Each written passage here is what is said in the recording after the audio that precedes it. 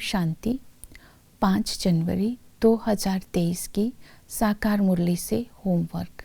आज की मुरली से हम लक्ष्य लेंगे बेहद के बाप से बेहद विश्व का राज्य भाग्य लेने का पुरुषार्थ करना है।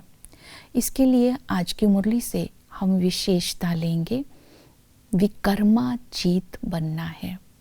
ब्रह्मा बाप समान विकर्माजीत बनने के लिए इसके यथार्थ अर्थ को समझना है। कोई भी विकार के वशीभूत होकर अगर कोई कर्म करते हैं तो उसे विकर्म कहते हैं। विकर्माजीत का अर्थ है विकल्प और विकारों का सन्यासी बनना।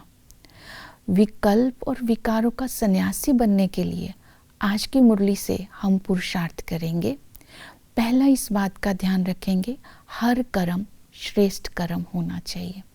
तो हर कर्म श्रेष्ठ तब बनेगा जब कर्मों की गुह्य गति को ध्यान में रखकर हम कर्म करेंगे।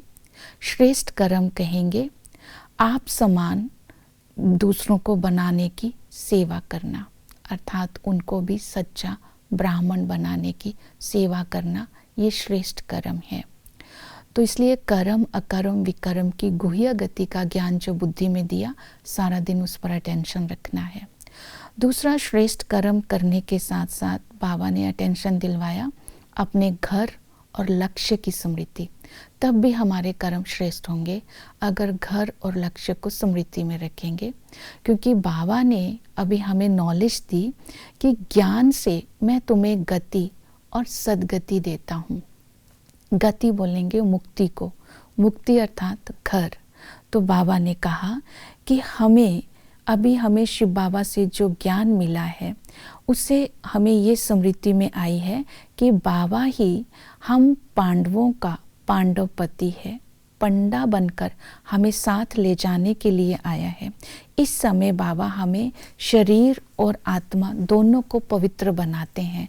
ये स्मृति आते ही तो घर जाना है तो आत्मा पवित्र बनती जाएगी और कर्म श्रेष्ठ होते जाएंगे। सद्गति का अर्थ है जीवन मुक्ति अर्थात राजाई। तो बाबा ने कहा इस संगम युग पर योग बल से तुम आत्माएं राजाई का माखन ले रहे हो। तो ये ज्ञान हमें संगम युग पर मिला कि योग बल जमा करना है। तो योग बल जमा करने के लिए बुद्धि में 84 जन्मों के चक्र को आज हम फिराते रहेंगे तो आत्मा से कोई विकर्म नहीं होगा, मन बुद्धि क्लियर होगी। और कर्म को श्रेष्ठ बनाने के लिए कर्म अर्थात सेवा करते समय स्वमान लेंगे मैं निमित्त आत्मा हूँ। जब हम निमित्त बनेंगे तो मन बुद्धि को बाबा को समर्पण करके सेवा करेंगे, तब हम ईगोलेस होकर सेवा करेंगे तो हमारी सेवा में सफलता भी होगी और स्व पुरुषार्थ भी अच्छा होगा। इसी तरह साथीपन का अनुभव करने के लिए ये स्मृति में रखना है मैं ब्रह्मा मुखवंशावली ब्राह्मण हूँ, ऊंच से ऊंच बाप के साथ मेरा संबंध है। तो बाबा हमें ऐसे कर्म सिखलाते हैं जिससे हम भविष्य में लक्ष्मी नारायण बनते हैं। तो अलौकिक आत्मिक स्टेज बनी रहेगी तो हमारे कर्म श्रेष्ठ होते रहेंगे।